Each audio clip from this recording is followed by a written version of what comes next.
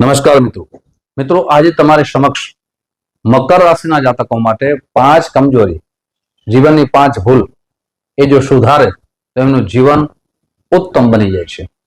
કોઈ પણ વ્યક્તિ એવા ન હોય જેનામાં ગુણ ને અવગુણ બે સાથે ન હોય। દરેક વ્યક્તિમાં ગુણ પણ જોવા મળે છે, અવગુણ પણ જોવા મળે છે। મિત્રો, જ્યારે આપણી કોઈ ભૂલ કાઢે એ ભૂલને સ્વીકારી અને આપણે સુધારો કરીએ, પરિવર્તન કરીએ, ત્યારે જીવનમાં ઘણા બધા લાભ થાય છે। એટલે આજે મકર રાશિના જાતકો માટે 5 ભૂલ, 5 આદત, 5 કમજોરી તમારી સમક્ષ રાખવા જઈ રહ્યો છું। મિત્રો, આપણી ભૂલ આપણે ન સમજાય, પણ સામેવાળા વ્યક્તિ ખાસ મિત્ર હોય, ખાસ સંબંધી હોય, જે આપણા હોય અને એ જીવનની કોઈ પણ જીવનની આપણે ભૂલો કહે છે અને એનો સ્વીકાર કરીએ, પરિવર્તન કરીએ તો અવશ્ય એ જીવનમાં મોટા પરિવર્તન આવી જાય છે અને ઘણા બધા લાભ થાય છે। આજે મકર રાશિના જાતકો માટે વિડીયો ખૂબ જ ખાસ છે, સંપૂર્ણ રીતે જરૂર સાંભળજો। આપ મકર રાશિના છો તો સંપૂર્ણ રીતે સાંભળજો। જો મકર રાશિના આપના કોઈ મિત્ર હોય, સગા સંબંધી હોય તો આ વિડીયો અવશ્ય શેર કરજો, જેનાથી ભૂલ સુધરશે, યશ આપને પ્રાપ્ત થશે। મિત્રો, સૌથી પહેલું એ છે કે મકર રાશિના જાતકો મનથી ડરે છે, કોઈ પણ કાર્યમાં મનથી ડરે છે, એટલે મન મજબૂત હોતું નથી અને એ મન મજબૂત ના હોય તો ઘણા બધા કાર્યોના નિર્ણય લઈ શકતા નથી। જોવામાં આવ્યું છે 80% એને ડર લાગે છે, પોતે સુરક્ષા ન હોય એવું પોતે લાગે છે। મનથી, આત્મવિશ્વાસથી એમ કહી શકાય કે નિર્બળ હોય છે। સૌથી મનને પોતાને મજબૂત કરવું જોઈએ, પોતાની સુરક્ષા કે હું મનથી મજબૂત છું, આવી પોતાના મનથી સુરક્ષા અપનાવવી જોઈએ। મિત્રો, પછી વેપાર હોય તોય ભલે, સગા સંબંધીમાં સંબંધ હોય તોય ભલે, આપણા સામેવાળા વ્યક્તિ છે એ આપણે મનથી કોઈ પણ નિર્ણય કરીએ એ સારો હોય, ઉત્તમ હોય તો આપણે લાભ થઈ શકે। એટલે મનને મજબૂત કરવું, ડર ન રાખવો, ભય ન રાખવો। આ કમજોરી જો તમારામાં હોય તો દૂર કરવાનો અવશ્ય પ્રયાસ કરજો। હવે વાત કરીએ બીજી કમજોરીની, જે પણ જોવામાં આવી છે, પોતે પોતાની પાસે ધન બચાવી શકતા નથી। 35 વર્ષ સુધી તો ધન બચાવી શકતા નથી, 35 પછી એ ધન બચાવવાનો પ્રયાસ કરે છે, પણ 35 પહેલા ઘણા બધા ખર્ચા કરી નાખે, એટલે કે બચત કરી શકતા નથી।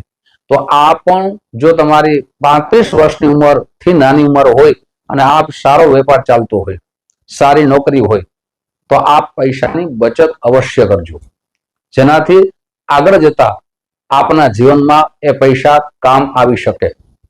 તો આ એક કમજોરી જોવામાં આવી છે, પણ 35 પછી એ પૈસા બચાવવાનો પ્રયાસ અવશ્ય કરે છે એવું જોવામાં પણ આવ્યું છે। હવે વાત કરીએ ત્રીજી કમજોરીની। મિત્રો, હજી 3 કમજોરીની વાત કરવા હું જઈ રહ્યો છું।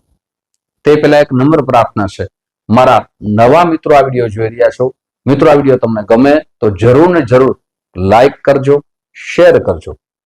સાથે મિત્રો, જે પણ આપણે ચર્ચા કરીએ છીએ એ ચંદ્ર રાશિના આધાર ઉપર કરીએ છીએ। દરેક વ્યક્તિનું જે કહીએ છીએ લાગુ પડે આવું જરૂરી નથી, હું એ પણ આગળ ચર્ચા કરીશ। મિત્રો, આપને આપણી જન્મકુંડળી વિશે જાણવું હોય કે તમારી જન્મકુંડળીમાં જે પણ કાર્ય કરો છો એ કાર્યમાં અટકી કેમ જાય છે, અથવા એ કાર્ય આપણા સંપૂર્ણ રીતે પૂર્ણ કેમ નથી થતા, કયા અશુભ યોગના કારણે આપનું કાર્ય થતું નથી, અથવા એમ કહી શકાય કે આપના કાર્યમાં વિઘ્નો આવે છે, એ આપને જાણવું હોય તો આ નંબર દેવામાં આવ્યા છે, આ નંબરમાં આપ સંપર્ક સાધી શકો છો।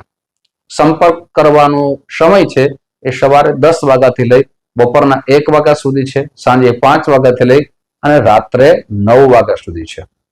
જન્મકુંડળી ઓનલાઈન જોઈ શકાય છે મિત્રો, પણ આપણી પાસે જન્મ તારીખ ન હોય, જન્મ સમય ન હોય તો રૂબરૂ ફોન કરીને મુલાકાત કરશો તો પ્રશ્ન કોઈના માધ્યમથી આપની જે પણ સમસ્યા હશે એના શાસ્ત્રોક્ત અને સરળ ઉપાય બતાવવામાં આવશે।